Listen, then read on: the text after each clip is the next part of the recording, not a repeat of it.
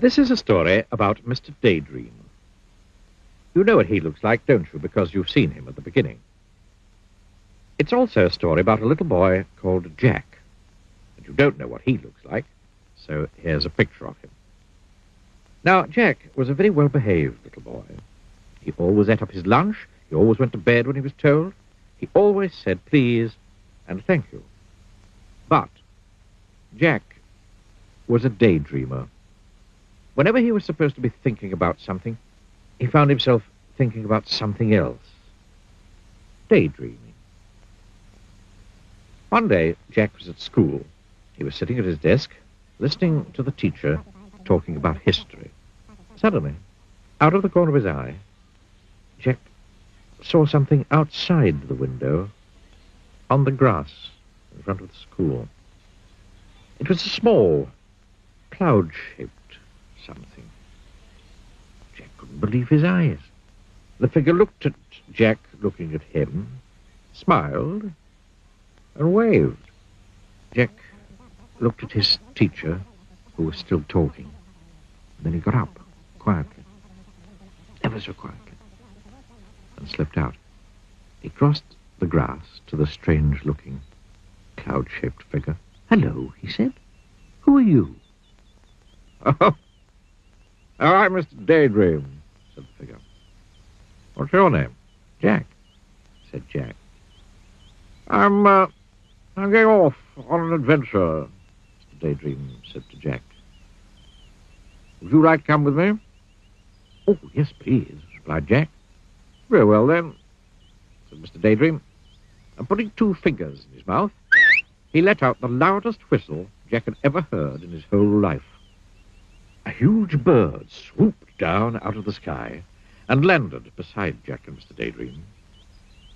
"Come on," said Mr. Daydream to Jack, and climbed onto the bird's back. Jack climbed on too. It was really an enormous bird, and there was plenty of room for both of them.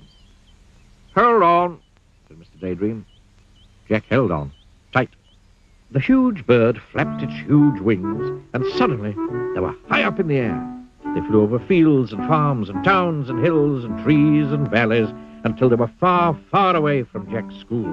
It was very exciting. Mr. Daydream turned to Jack. "How would you like to go to Africa?" he shouted. They were traveling so fast now that Jack just nodded his head and held on even tighter. And suddenly, it seemed in no time at all, there below them was Africa. The bird landed in a jungle clearing. Jack and Mr. Daydream climbed off the bird's back. It was very hot. "Come on," said Mr. Daydream to Jack. "Let's go and explore." So off they set, pushing their way through the jungle. Suddenly, in the middle of a clearing, they saw an elephant. "Hello, Mr. Daydream," trumpeted the elephant down its trunk. "Would you like a lift?" "Yes, please," replied Mr. Daydream. And the elephant reached out its trunk, picked him up, and then put him on his back. Then he reached out his trunk again, picked up Jack, and put him on his back. It was very high. The elephant carried them through the jungle until they came to a river. Then he set them down on the ground, said bye-bye, and went off into the jungle. "How are we going to cross the river?" Jack asked Mr. Daydream. "Perhaps I can be of assistance," said a particularly oily voice coming up from the river. They looked, and there was a crocodile. "Use my back," suggested the crocodile. It was very helpful.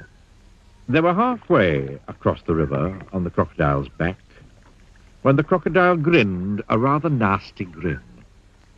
All teeth and no smile.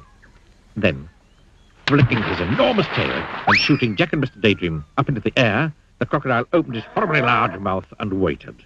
It was very frightening. "Oh, dear," gasped Jack as he looked down at that enormous mouthful of teeth. "Oh, dear. Oh, help!" Mr. Daydream, upside down beside him, put two fingers in his mouth and let out that very large whistle of his. Suddenly, just as the crocodile's mouth was about to go snap, the big bird swooped down out of the sky. Mr. Daydream and Jack landed right on the bird's back. "Phew," said Jack. Foiled again, said the crocodile. Well, I promised you an adventure, didn't I? Grinned Mr. Daydream. You certainly did, said Jack. And now, said Mr. Daydream, I think we'll go to Australia. They did. And Jack learned to throw a boomerang, so that it always came back to him. Now, said Mr. Daydream, I think we'll go to the North Pole. And they did. And Mr. Daydream fell right up to his middle in a snowdrift. And now, said Mr. Daydream, I think we'll go to the Wild West. And they did. And Mr. Daydream found a huge 10-gallon cowboy hat. The trouble was, when he put it on, he couldn't see out. Jack!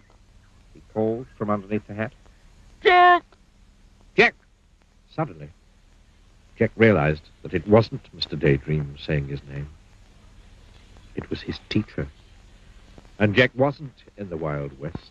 He was sitting at his school desk. Jack, said the teacher again, you've been daydreaming. It was true. He had.